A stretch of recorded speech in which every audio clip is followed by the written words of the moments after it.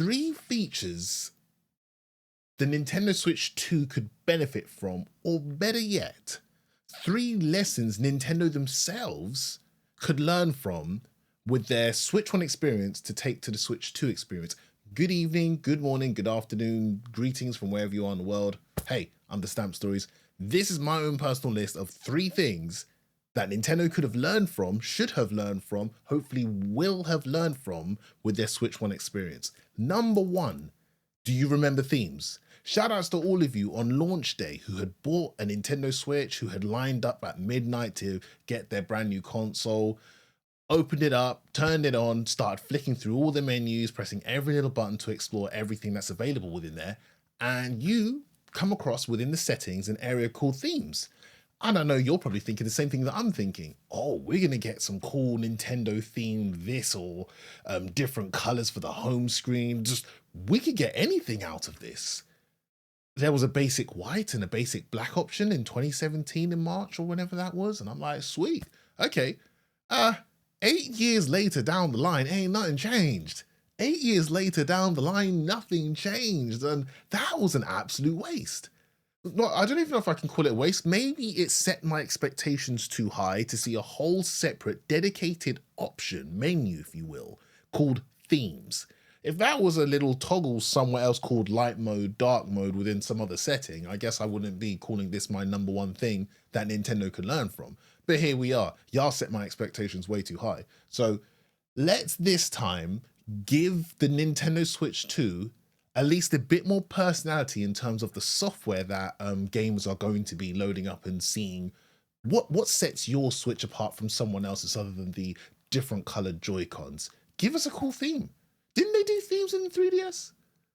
Did they do themes? I don't know if they did themes. I'd like to think they did, but that might be my own mistaken memory.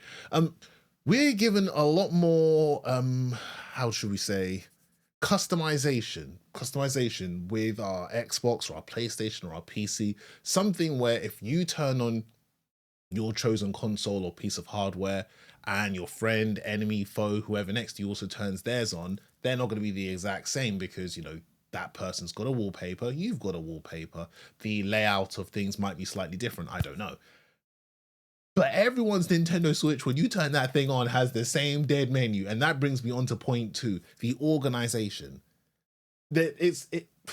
Come on, you know us as humans, we like a little bit of organization. We like to have our own little folders of, oh, these are multiplayer games, single player games, our backlog, family games. We like organization.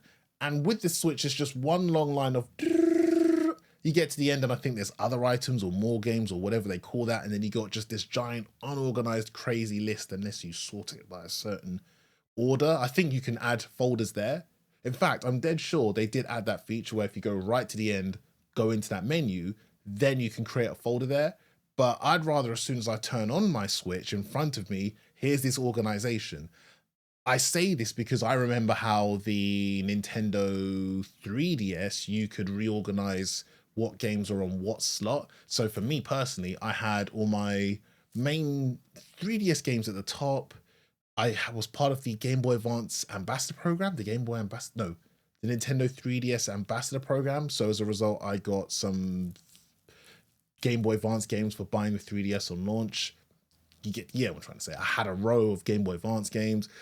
You get it. I like more ability, more choice, more customization available to me. You've heard my reaction already to the Switch 2 being revealed, and I like how it looks, and I would like the software, me personally, to give me a bit more customization, as I said before. Possibly, please, maybe. Point 3. I've seen a lot of mock-ups online of what the theme of the main home screen could look like, just to go back to point 2. Some really great artistic takes, some great Nintendo themed. There's a lot you could do with it. Maybe behind closed doors, Nintendo had plans to give us separate themes and separate folders and all kinds of organization. And maybe that just all got canned to focus on Nintendo Switch Online or Lord knows whatever else they wanted to do. In fact, I would love to be behind the closed doors. I'd love to be the fly on the wall to find out whose idea was it to stick themes as an extra menu and why did that evolve into nothing. So back to my point 3, a lesson Nintendo could learn from their Switch 1 experience. Is it me, or is the Nintendo Switch Online experience, specifically talking about the NES, SNES, Game Boy Advance, N64, a little underwhelming in that there's a large plethora of games that have been released on those systems in the past? And I'm pretty sure none of those NSO emulation or whatever they're called that's available to us is probably anywhere near 15-20% of their release catalog. I don't even think any of them close to that. I think I'm maybe giving a bit too much. No, I'm not. I'm going to give that scrutiny. My scrutiny is falling down specifically on Game Boy Advance. There's about 15, 16 games available to us in the UK. I'm sure it's less than 20. I'm like, why is Nintendo's release window, and it's been like this since the Wii days and the Virtual Console, it's just so, there's just gaps, just giant gaps of no new games. Okay, here's a case in point. I wanted Street Fighter 2 Turbo on the Super Nintendo. It's not there. That might be a Capcom decision. Fair enough. But I remember quite a few months ago, they did release Street Fighter 2 Champion Edition, I think it was, for the Mega Drive. And I'm thinking to myself, why would you release that and not this other thing? Is it because they know it's a hot title? But typically in Capcom's arcade re-releases, they re-release Hyper Fighter, the arcade edition of Street Fighter 2 Turbo. So why hold back such a huge SNES classic? I don't know. Is it Nintendo's fault? Is it Capcom's fault? Have neither side suggested such a title?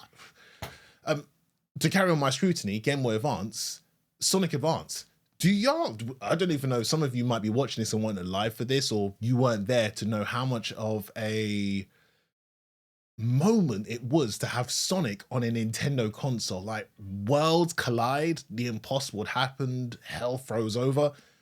Sonic on a GameCube and Sonic on a Game Boy Advance, and I can't remember which of the two came first. I'm going to predict Sonic Advance on the Game Boy Advance was the first ever instance of Sonic the Hedgehog on a Nintendo console. Why is that not on there? Give me the Sonic Advance series. And maybe that's just me saying that because I would love to race one or two of my friends on Sonic Advance and live stream it, no less. I would love to do that. But it's underwhelming how many titles are on the Game Boy Advance right now for NSO. I would like, because we now know that this is all backwards compatible, so there's a very good chance these NSO-based consoles are going to be available on Switch 2, maybe day one, maybe a little bit later down the line. But I would love to see a more consistent schedule for previous games of yesteryear getting released and pumped out onto that. Maybe I just don't know the politics behind it, the hoops that people have to jump through in terms of legal matters, but it's underwhelming. I'm not going to kick them all the way down because, again, we could not have any of this in the first place, and that will suck all together. But please, I would like more. I don't know if anyone else feels the same way. Maybe, maybe not. I might be the 1%, the 0.01%. I might be nobody. But those are my things. Themes, a letdown. White mode, dark mode. If we see themes again as a separate menu, please actually follow through and give us some Nintendo themes. Hey, I'm one of the few, or one of the many, or one of the any that would be happy to pay money for a theme. Y'all already, not Nintendo specifically, but other games already pump us with DLC this and costume that and skin this and additional stage that. Let me get some moolah paid out to the actual Switch console itself that, hey, you gave me £2. Here's this really cool aesthetic for Metroid or Mario or F-Zero or some other Nintendo thing. Or, okay, don't open up all the way and go crazy and people can create their own menus. I know it's weird for me to say this, but I've seen what some of y'all will do when you're given a little bit of freedom and I don't like it. So, but anyway, a controlled manner, new themes. That's one. Two, organization. Don't make us sit again with the same Switch 1 interface. Again, at the time when I first got it, I didn't mind it. I barely had any games. In fact, since I'm recording this and I have got the Nintendo Switch right over here, I'm going to switch on OBS to that particular view so y'all can see what I see. So, here's even more of a breakdown. Don't say I don't show you lot anything, okay? Again, I'm not live on stream, on the Twitch stream, so ignore the chat window, right? I haven't got a separate layout made for just me and the Switch, but you get it. That's one. Perfect. Right. So let's go to system settings, and I'm going to scroll right down. Themes. Basic white, basic black. First time we saw that, I thought we were going to get some real good stuff here. We got basic. It wasn't even just white or black or light and dark. It was basic. Capital. They gave you a capital B. Basic. That's one. Two.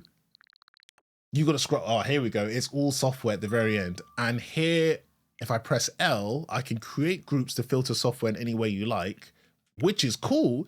But I don't want to have to turn on my Switch and go all the way to the right in order to get my groups. I should, as soon as I open this up, get this stuff in front of me. 3, see, 6, 12, 18, 24, 30, 36, 42, 48, 54, 60, 66, 7, 8, 9, 70. And this isn't all of the games I've got on Switch. This is on my OLED Switch. I've had the original one from day one, so there's a few games I haven't downloaded back on here. But the point is, I've got a lot of games. I would have loved to have organized these. I would love to have a separate folder for all my NSOs all nicely organized together. I'd love to have a folder saying backlog, you need to finish, you need to get through, you need to do, or something like that. Just let me have more organization. Let me have more of that. And to recap, Game Boy Advance, okay, 4, 5, 6, 7, 8, 9, 10, 11, 12, 13, 14, 15, 16, 17, 18, 19, 20, 21, 22, 23. Look me in my eyes and tell me. Look me in my eyes and tell me we only had 23 games released on the Game Boy Advance in however long that thing was out. You lying to me. You lying to me. Y'all had a way huger catalog. Come on, Nintendo, give us more. And to be specific, Levi, me, the Stamp Stories would love to have Sonic Advance. Please and thank you. Please and thank you. I ain't asking too much. I ain't asking too much. Maybe it is too much, who knows?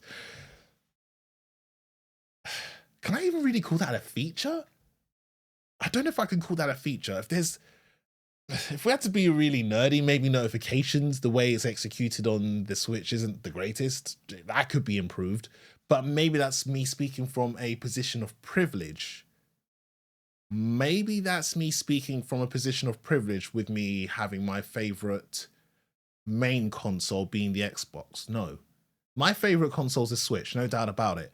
But if a game gets released on Xbox and on Switch, I'm playing on Xbox because I do like, hey, more additional power. I prefer the pad. Yeah. But I've definitely poured the most amount of hours over the past 8 years into the Switch, no doubt about it. Achievements, organization, Xbox has got it all. I don't know about the PlayStation these days. I haven't really paid attention to how the PS5 looks. Got 1 or 2 games on there. I play them every once in a while, but I don't use it enough to justify an opinion on how it could look or should look or what would be appreciated. I guess it's just to wrap things up. Looking back at this, 8 years of a very basic layout. It's very straightforward, but it feels like not much now. It doesn't feel like much. I feel like maybe it's the position of privilege. Xbox have changed their dashboards over the years, so they've gotten better and better with their design on the home menu, and Nintendo's just, hey, deal with it. I don't know. Maybe I'm wrong. Maybe y'all will let me know in the comments if I'm crazy, or y'all will agree, or you will have your own 3 lessons or features that you would love the Switch 2 to have, or as I said before, lessons Nintendo themselves could learn from the Switch 1's experience.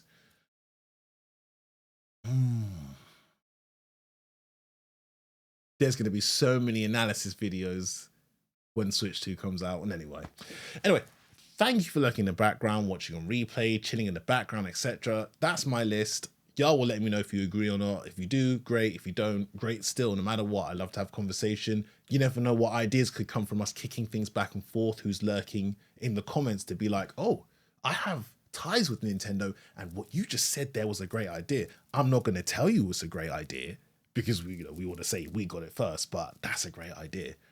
Discussion on video, social media platform around people, friends. It breeds ideas.